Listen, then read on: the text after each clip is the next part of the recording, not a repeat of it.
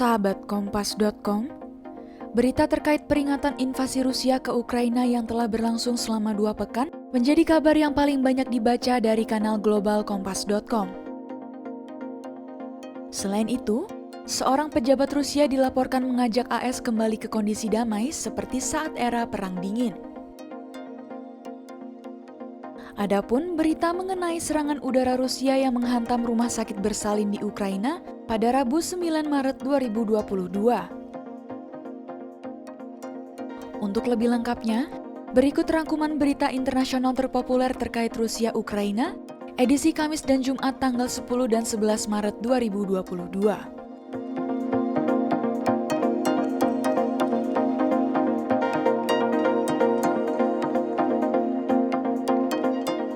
Rusia mulai menginvasi Ukraina pada Kamis 24 Februari 2022 dini hari hingga memicu konflik terburuk di Eropa dalam beberapa dasawarsa. Adapun, peristiwa di 2 pekan kebelakang ini telah mengubah dunia seketika. Diketahui, pada hari pertama invasi, Presiden Rusia Vladimir Putin mengumumkan operasi militer khusus untuk demilitarisasi dan denazifikasi Ukraina serta mendukung separatis yang didukung Moskow di timur. Invasi skala penuh pun dimulai dengan serangan udara dan rudal di beberapa kota. Atas invasi ini, Barat membebani Rusia dengan sanksi-sanksi.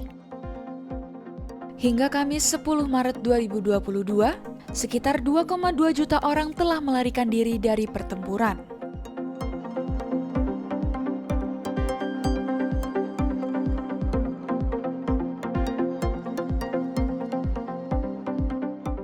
Direktur Departemen Amerika Utara di Kementerian Luar Negeri Rusia Alexander Darchiev dilaporkan sempat menjadikan Perang Dingin sebagai titik acuan untuk hubungan yang ideal antara Moskwa dan Washington di tengah serangan Rusia ke Ukraina.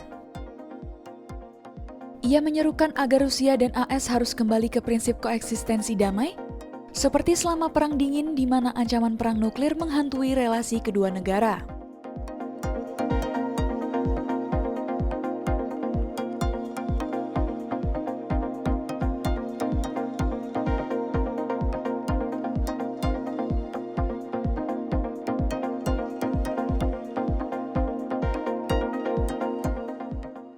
Menurut Darchiev, Rusia dan AS harus memahami itu sebagai tanggung jawab khusus mereka atas nasib dunia sebagai negara adidaya nuklir. Darchiev menyebut, Moskwa pun berharap kenormalan hubungan antara negaranya dan AS akan kembali.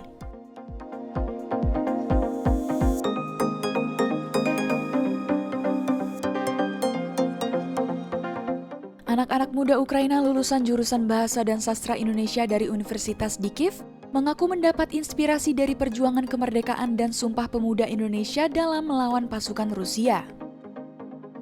Seorang mahasiswi bernama Yulia Mikulich mengatakan, saat ini pilihan mereka hanya ada 2, yaitu merdeka atau mati.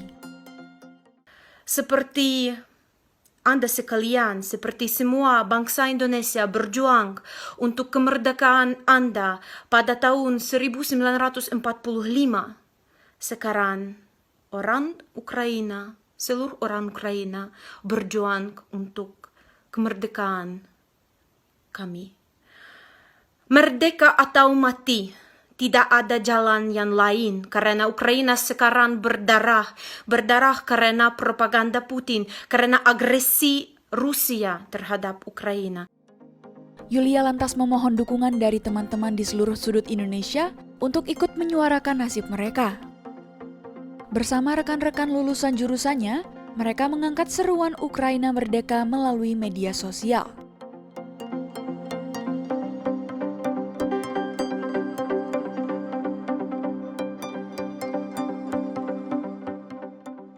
Serangan udara Rusia pada Rabu 9 Maret 2022 telah menghancurkan sebuah rumah sakit bersalin di kota pelabuhan Mariupol.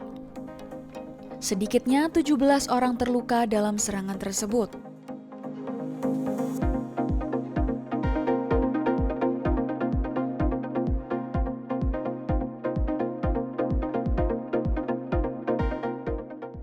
Diketahui, tanah berguncang lebih dari 1 mil ketika kompleks Mariupol dilanda serangkaian ledakan yang menghancurkan jendela hingga sebagian besar bagian depan sebuah bangunan.